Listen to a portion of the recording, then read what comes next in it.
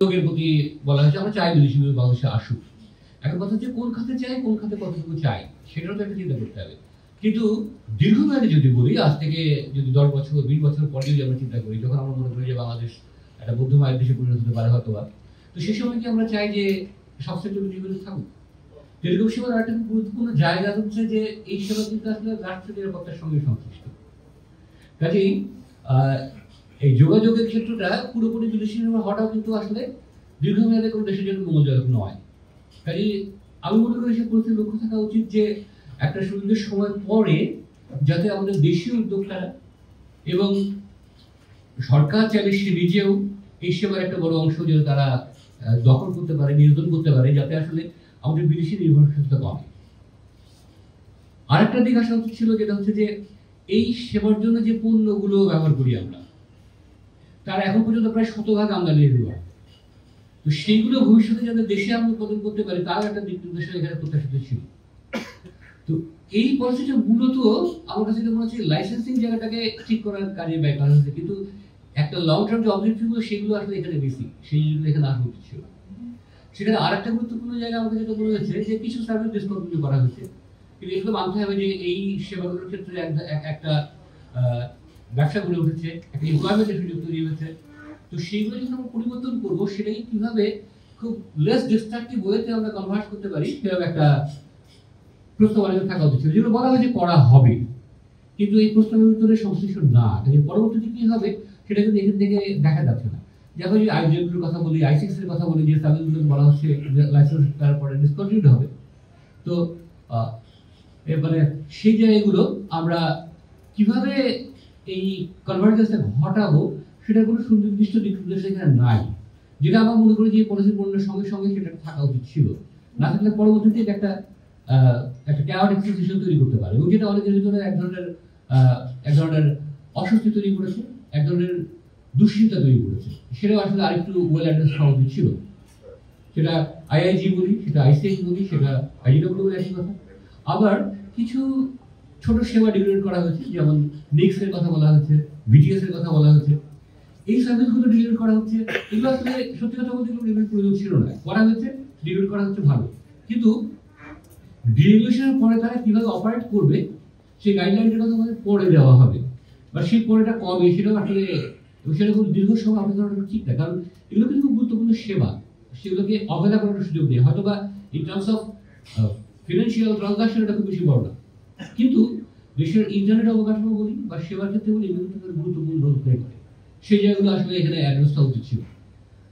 এবার যদি আমি যে এই ড্রাফটের যে পরিবর্তনগুলো হচ্ছে সেগুলো নিয়ে যদি একটু কথা বলি, যে যেমন এখানে একটা আছে ইন্টারন্যাশনাল সার্ভিস, যে লং ডিস্টেন্স সার্ভিসগুলো যেগুলো বলা হয়েছে যে তারা আইটিসি বা সাবমেরিন কেবল দুটোই তারা অপারেট করতে পারে। আমার কাছে মনে হয় এটা সঠিক সিদ্ধান্ত, এটাই হওয়া উচিত ভবিষ্যতে।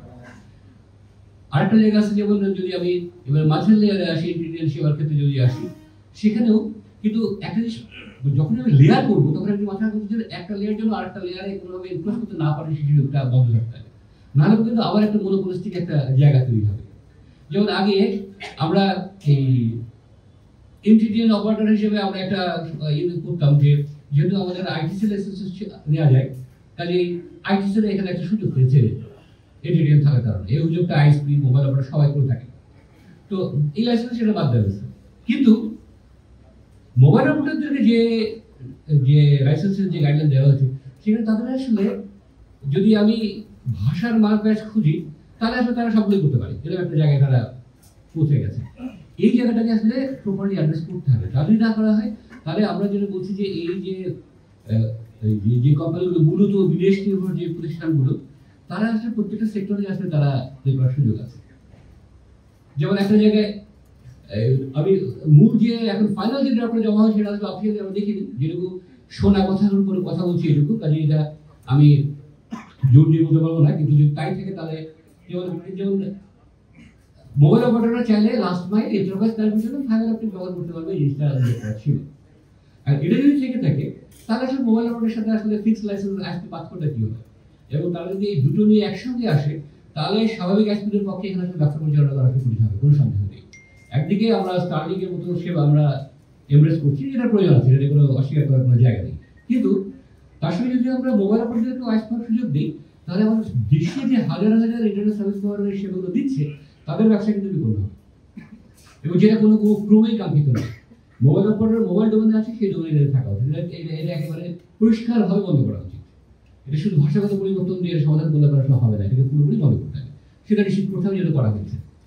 আরেকটা জায়গা যেটা ফরেন ইনভেস্টমেন্টের কথা যেটা বলা আছে, এনকারেজ করা হয়েছে, ভালো কথা, ইনভেস্টমেন্ট আসুক, কিন্তু যারা ফরেন ইনভেস্টমেন্ট করবে তারা দেখা যাক মোবাইল অপারেটর ফরেন ইনভেস্টমেন্ট আছে, তারা যদি এখন আবার যদি এই ইনফ্রাস্ট্রাকচার লাইসেন্সে কিংবা ইন্টারন্যাশনাল যে লাইসেন্সটা সেখানে ইনভেস্ট করবে কিনা, সেখানে বাধা দেওয়ার যে জায়গাটা ছিল, বন্ধ করার কথা ছিল, সেটা কিন্তু তাদের কাছে নাই। এই জায়গাটা পরিষ্কার করে বলা উচিত ছিল যে কোনো প্রতিষ্ঠানের যারা ইনভেস্টর, যদি সে ইনফ্রাস্ট্রাকচার ইনভেস্টর হয়, সে মোবাইল অপারেটর ইনভেস্ট করতে পারবে না, অথবা সে ইন্টারন্যাশনাল ইনভেস্ট করতে পারবে না। এইটা যদি পরিষ্কার করে সুনিশ্চিত না উল্লেখিত থাকে, তাহলে এই সুযোগ নিয়ে দেখা যাবে যে